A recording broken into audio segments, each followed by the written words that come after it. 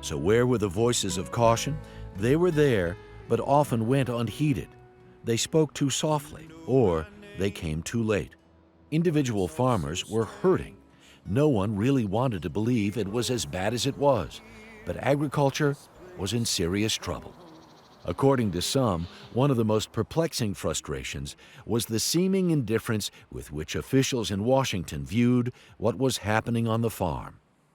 And now that has all gone sour because it was based on unsound economics and because it was propped up with federal price supports and cheap credit that couldn't be justified. And I don't see why we have the responsibility to step in.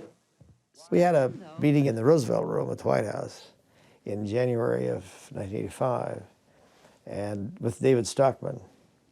And that was a raucous event, I must say. He came in late, and almost before he got settled into his chair, he started talking and being critical of the fact that agriculture had caused its own problem.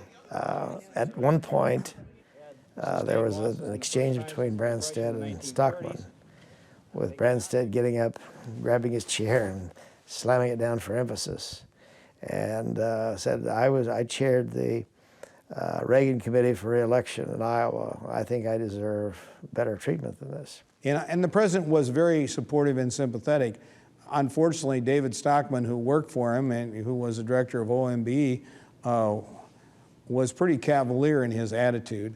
And I think that really, considering all the stress and challenge we were going through in Iowa, we were not very happy. And of course, we didn't just take no for an answer, but obviously it was disappointing that we had to overcome the resistance from the OMB director within the administration.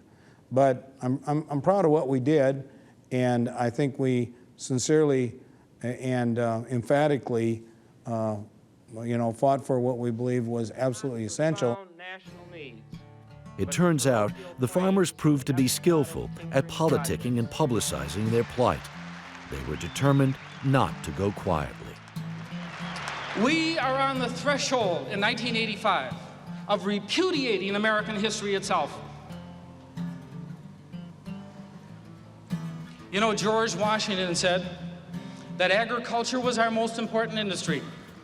Thomas Jefferson said that our tillers of the soil were our most important citizens and the backbone of our whole democratic republic.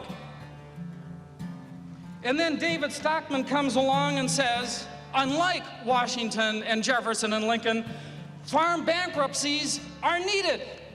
Forget David Stockman.